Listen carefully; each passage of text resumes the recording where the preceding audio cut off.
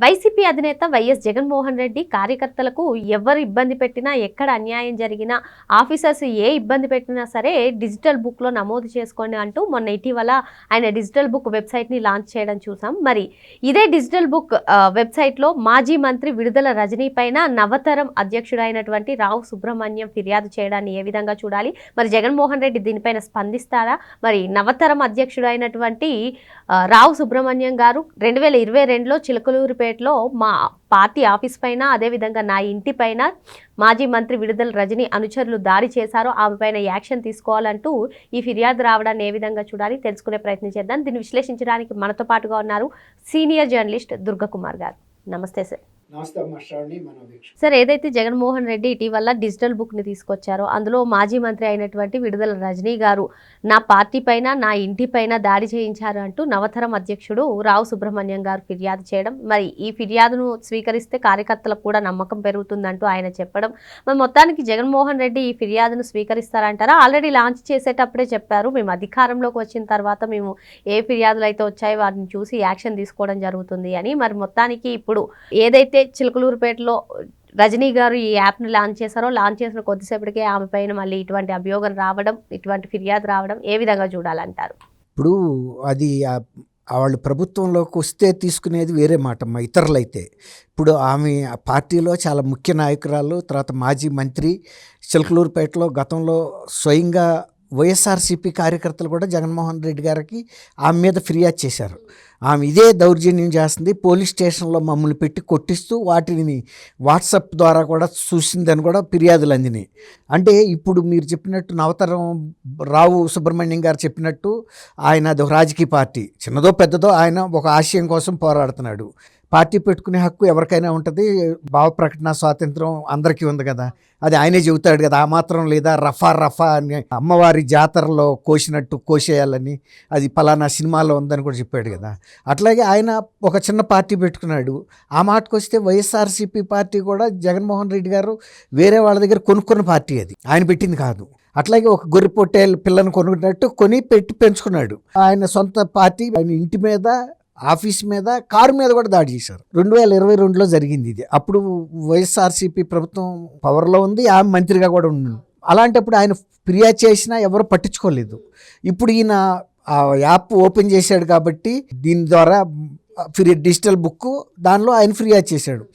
దీనికి ప్రభుత్వం ఉండాల్సిన అవసరం లేదుగా, సొంత పార్టీలో అంతర్గతంగా తీసుకునే వ్యవహారమే కదా. ఆయన ఇప్పుడు ఇంకో అంశం కూడా చెప్పారు సార్, ఇప్పుడు మీరు నాకు న్యాయం చేస్తే యాక్షన్ తీసుకుంటే కార్యకర్తలకు కూడా నమ్మకం వస్తుందని.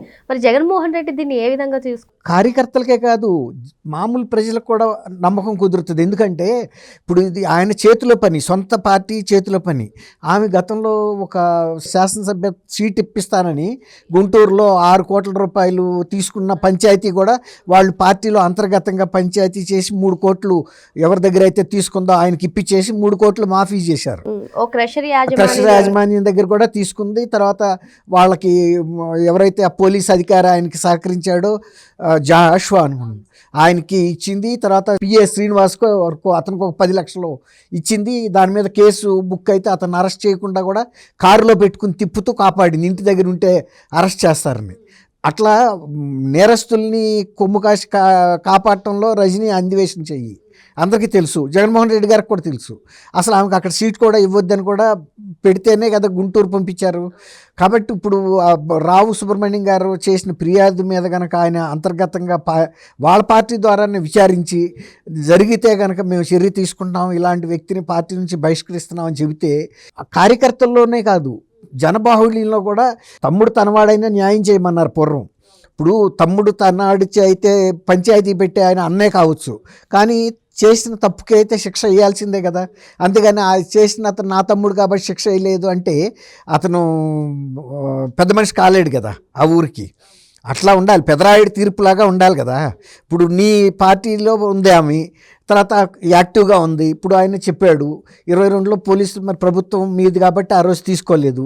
ఇవాళ ప్రభుత్వంలో లేకపోయినా ఆమె మీ పార్టీలో అయితే ఉంది, నువ్వు చర్య తీసుకోవడానికి అభ్యంతరం ఉంది. ఆయన మళ్ళీ గవర్నమెంట్కి కూడా ఫిర్యాదు చేసి కేసు రీఓపెన్ చేయించుకుంటే చేయించుకుంటాడు. చేయించుకోగలిగితే అది వేరు. కానీ ఇప్పుడు ఆమె వాళ్ళ పార్టీలో ఉంది, వాళ్ళే ఇలాంటి వేదిక ఏర్పాటు చేశారు కదా, ఇలాంటి గ్రీవెన్సెస్ ఎవరికున్నా మా దగ్గరికి రండి, మేము ఇట్లాంటి ఎవరి మీద ఆగాయిత్యాలు జరిగినా మేము హాజరవుతామని. ఇప్పుడు వైఎస్ఆర్సీపీ కార్యకర్తలు పవర్లో లేవని వాళ్ళేం తగ్గి ఉంటారా ఎక్కడ. జగన్మోహన్ రెడ్డి గారు చీఫ్ మినిస్టర్ కాదు, చీఫ్ మినిస్టర్ కాకపోయినా రఫా నరకమని చెబుతున్నాడు కదా.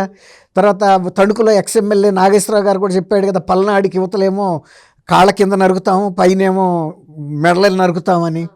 అట్లాగే పేరు నాని రఫా నరుకుతామని అరవటం కాదురా, రాత్రిపూట సైలెంట్గా చేసేసేయాలి, చేసి పొద్దున్నే పెద్ద మనిషిలాగా మనమే పరామర్శకి వెళ్ళాలి అంటే వాళ్ళకి తెలుసు కదా. ఇది అంతకుముందు వివేకానంద రెడ్డి గారిది కూడా అలాగే జరిగింది కదా. చేసింది వాళ్ళే, పొద్దున్నే వచ్చి వేరే వాళ్ళ మీద నిందేసింది కూడా అదే సిద్ధాంతాన్ని పేరు నాని చెప్పాడు. లోకల్ వాళ్ళకి ఇంకా అర్థం కాదేమో, మీరు అరవటం కాదురా రఫా అని, దాని వలన పార్టీకి వచ్చే లాభం ఏం లేదు, రాత్రిపూట సైలెంట్గా చేసేయండి, పొద్దున్నే మనమే వెళ్దాం. వెళ్ళి అది ముత్యాల ముగ్గు సినిమాలో కూడా మీరు చూసి ఉండరు, మేము డిగ్రీ చదువుతున్న రోజుల్లో అది రిలీజ్ అయింది. అందులో రావు గోపాలరావు విలన్ను, అతను ఇలాగే చేస్తాడు, ఎవరి దగ్గర డబ్బులు తీసుకుని కిరాయి హంత ఒకటి అనమాట, అన్నీ చేస్తాడు. అతను చేయలేని పని అంటూ ఏం లేదు. పెళ్ళిళ్ళు చెడగొడతాడు, పెళ్ళిళ్ళు కుదురుస్తాడు, షిప్పులు ముంచుతాడు, పదవులు ఇప్పిస్తాడు, మెడికల్ సీట్లు ఇప్పిస్తాడు, అన్ని డబ్బులే. ఇట్లాగే అతను ఒకడు ఇతనితో మాట్లాడుకుంటే ఆయన లేపుతారు, లేపి ఎవరికి దగ్గర పడుకోబెడతారు, ఆడికి ఎవరైతే శత్రువు ఉండాడో ఆడ మేనల్లుడు పక్కలోకి తీసుకెళ్ళి పడుకోబెట్టి వచ్చేస్తారు. అది ఆ కేసు ఏమవుతుంది, పొద్దున్నే పోలీసులు ఆడి మేనల్లుడిని పట్టుకుంటారు. ఈ పెద్ద మనిషి కూడా పొద్దున్నే అనుయాయులు ఉంటారు కదా అటు ఇటు నక్కల్లాగా, వాళ్ళని ఎమ్మడి పెట్టుకుని పరామర్శిస్తారు. అట్లాగే ఇప్పుడు ఈ తీరు కూడా పేరు నాని చెబుతుంది, ఏమంటున్నాడు, సైలెంట్గా చేసేయండి, రఫా అని అరవద్దు, మీరు స్మూత్గా చేసేయండి, పని అవజేయండి. అది పార్టీ అధ్యక్షుడే చెప్పినప్పుడు ఇవాళ పార్టీ కార్యకర్తలు కూడా వాళ్ళే అఫెన్స్లో ఉంటున్నారు ఇతరుల మీదకి.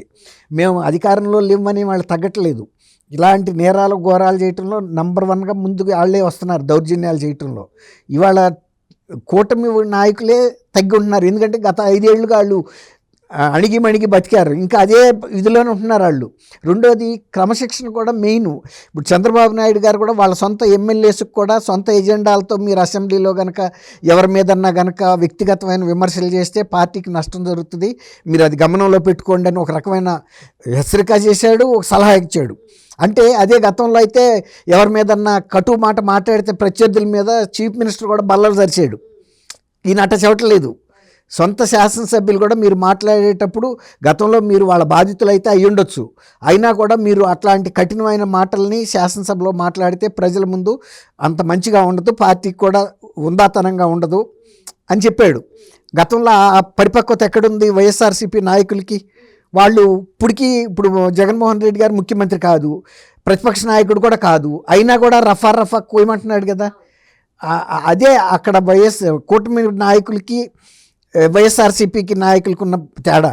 ఇప్పుడు వాళ్ళే ఆ బుక్ ఓపెన్ చేస్తే డిజిటల్ బుక్లో 2019 నుంచి 24 వరకు జరిగిన అకృత్యాలు, దాష్టికాలు, ఇప్పుడు వివేకానంద రెడ్డి గారి హత్య గురించి కూడా ఎవరో ఒకళ్ళు ఫిర్యాదు చేస్తారు, ఆమె తరపున, సునీత తరపున. ఎవరైనా చేయొచ్చు, మనం పబ్లిక్ అయినా చేస్తారు కదా. చేసినప్పుడు ఎందుకు మీరు బహిరంగ లేఖ రాయరు అని అడిగితే బహిరంగ లేఖ రాయాలి కదా. ఆయన నువ్వేమి చర్య తీసుకోక్కర్లేదు, నీ కూడా బాబాయే, ఆయనకి రాసిన ఆయనకి అసలు బంధువు కూడా కాదు, పబ్లిక్ ఇంట్రెస్ట్లో రాస్తాడు. అప్పుడు జగన్మోహన్ రెడ్డి గారు పబ్లిక్ లెటర్ రాయగలడా బహిరంగ లేఖ? సిబిఐ సార్ ఈ పులివెందుల జడ్పీటీసీ ఎన్నికలు అయినప్పుడు బ్యాలెట్ పేపర్ల మీద రాశారు సార్. అవును, అది రాశారు. ఇప్పుడు ఈ డిజిటల్ బుక్లో రాసి ఆ డిజిటల్ బుక్లో కంప్లైంట్ చేసిన వ్యక్తి ఒక బహిరంగ ప్రకటన, ఇప్పుడు రావు సుబ్రహ్మణ్యం కూడా బయటకు చెప్పాడు కదా. అలాగే నేను జగన్మోహన్ రెడ్డి గారి డిజిటల్ బుక్లో వివేకానంద రెడ్డి గారి హత్య మీద జగన్మోహన్ రెడ్డి గారిని ఒక బహిరంగ లేఖ ఎవరికి, కేంద్ర హోంశాఖకి, సిబిఐకి, సుప్రీంకోర్టుకి, రాష్ట్రపతికి చేసి త్వరగా తేల్చండి అని అడిగాను అన్నప్పుడు ఆయన డిజిటల్ బుక్లో స్పందించాలి కదా. మీ ఫిర్యాదు నాకు అందింది, లెటర్ రాశాను, ఆ లెటర్ కాపీని కూడా డిజిటల్ బుక్లో పెట్టాలి కదా. అది అప్పుడు జనంలో నమ్మకం వస్తుంది, జగన్మోహన్ రెడ్డి గారు డిజిటల్ బుక్ అనేది ఏదో నామమాత్రంగా పెట్టలేదు, ఎటువంటి ఫిర్యాదు వచ్చినా సరే దాని మీద స్పందిస్తాడని. ఇప్పుడు ఆయనకి పోయేది ఏముంది, ఒక తెల్ల కాగితమే కదా లెటర్ రాస్తే, అంతే కదా. డిజిటల్ బుక్లో దాన్నే లోడ్ చేసేస్తే చూస్తారు ప్రజలందరూ, ఏం రాశాడు, ఎంత లోపల ఆ చర్య తీసుకోమన్నాడు, దానికి ఆయన కూడా వెళ్ళి స్టేట్మెంట్ ఇవ్వడానికి సిద్ధంగా ఉండాలని చెప్పాలి కదా. ఎందుకంటే ఫస్ట్ అందిన వార్త ఆయనకే. ఆ రోజు ఎన్నికల ప్రణాళిక గురించి ఉమ్మారెడ్డి వెంకటేశ్వర్లు గారు వాళ్ళంతా మీటింగ్లో ఉన్నారు ఇక్కడ. అప్పుడు అట్లా తను విశ్వసనీయతను ప్రూవ్ చేసుకోవాలి, నిజాయితీని చేసుకున్నప్పుడు ఖచ్చితంగా డిజిటల్ బుక్లో ఎవరైనా కంప్లైంట్ చేస్తారు.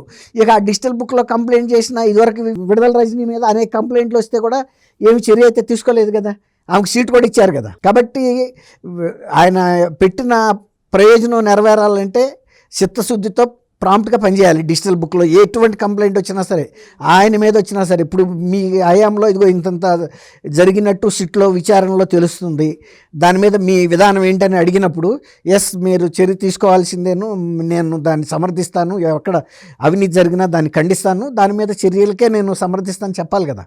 ఆ విధంగా బయటికి రావాలి, దమ్ముండాలి, ధైర్యం ఉండాలి. అంతేగాని ఏదో నామమాత్రంగా పెట్టాము గోడ పత్రికలాగా మీరేదో రాసి వెళ్ళిపోండి, మేము చూడడం పట్టించుకోమంటే ఉపయోగం లేదు.